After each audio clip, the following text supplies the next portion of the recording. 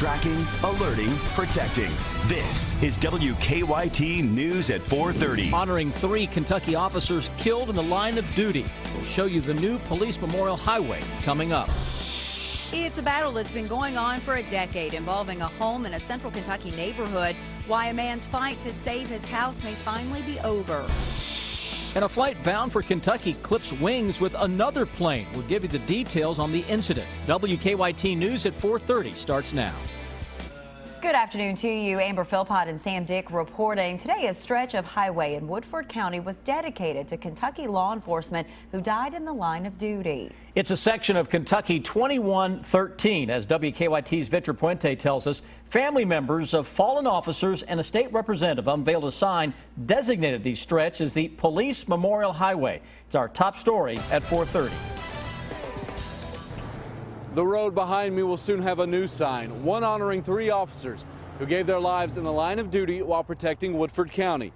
The ceremony dedicating the Police Memorial Highway was held this afternoon. It was the idea of a sergeant with the Woodford County Sheriff's Department, Keith Broughton. Representative James Kay helped get the resolution passed in Frankfort, and earlier today the two unveiled the sign at the Woodford County Courthouse. It honors 3 lawmen. Marshal George Freeman was shot in 1883 while attempting to arrest 2 brothers. Trooper Clinton Cunningham was ambushed and shot in 1979. And motor vehicle enforcement officer Jason Kamek died in a crash in the year 2000. Kamek's son, who was only 11 months old when he died, said this memorial meant a lot to his family. It shows that people still care about people that have passed and those who dedicated their lives for others. Sheriff's deputies tell me the sign will be put in place sometime within the next 30 days. In Woodford County, Victor Puente, WKYT. Kentucky 2113 is also known as Falling Spring Boulevard. A central Kentucky man's battle to save a condemned house he owns may finally be over. Today we learned the city of Georgetown plans to tear down Stephen Price's home next week. It's a battle that's been going on for about 10 years. Jennifer Palumbo is at the live desk with what the city attorney has to say about it. Jennifer? Sam, Georgetown City Attorney Andrew Hartley sent Stephen Price this letter today telling him time, neglect, and hubris have destroyed the house on 159 Rucker Avenue, and it cannot be saved. Hartley says the only way the city would not tear down the house is if a third party agreed to fix it in a short amount of time, but that didn't happen. Stephen Price says the city has been after him for years, trying to keep him from using his property to grow vegetation for building materials and food. In an interview with us last week, he called the demolition a political move. The town is moving me around as a pawn in order to capture the votes of the neighbors. Hartley says he talked to Habitat for Humanity about fixing up the home to sell to a needy family. But once Habitat got an estimate for how much that would cost, it decided not to get involved. And it seems the final straw came when Hartley visited the house last week and said he found every room filled with everything from commercial beehives to broken appliances. In this letter, he also tells Price that his actions over the past decade forced the city to tear it down.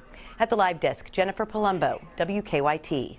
Jennifer, thank you. Demolition is scheduled for Tuesday or Wednesday of next week.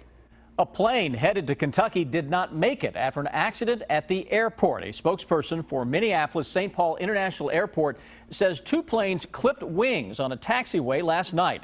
It involved a Compass Airlines flight headed to Louisville and a Delta flight going to Los Angeles.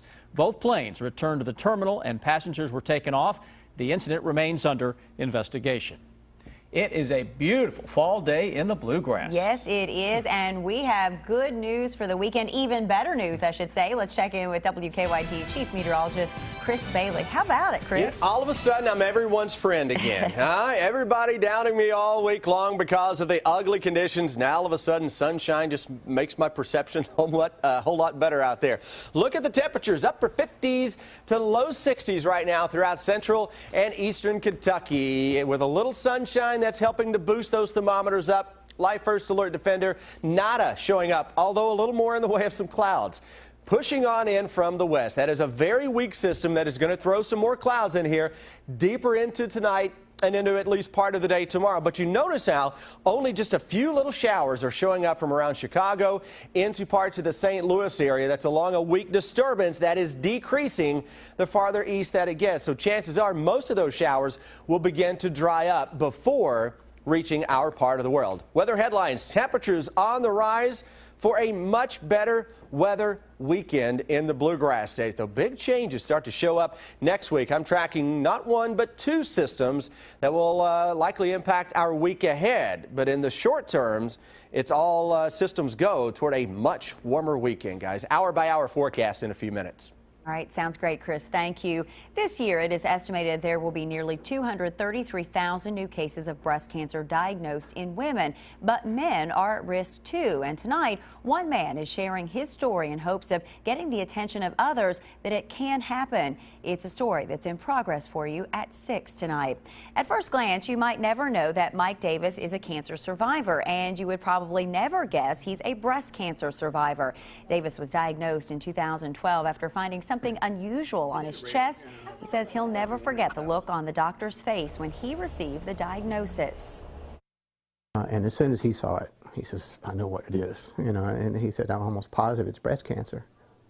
And I'm like, "No way," you know. And for a guy, I didn't even know it was even possible. Davis is cancer-free, but admits it wasn't easy. Tonight at 6, the message he has for other men and why being at this year's Race for the Cure in downtown Lexington was extra special. Amber, I have to tell you, as a man, to be honest, breast cancer is not something that I would think I would have to worry about as a guy. Yeah, absolutely. Is it rare? It is rare. I can tell you that about 1% of all breast cancer cases happen in men.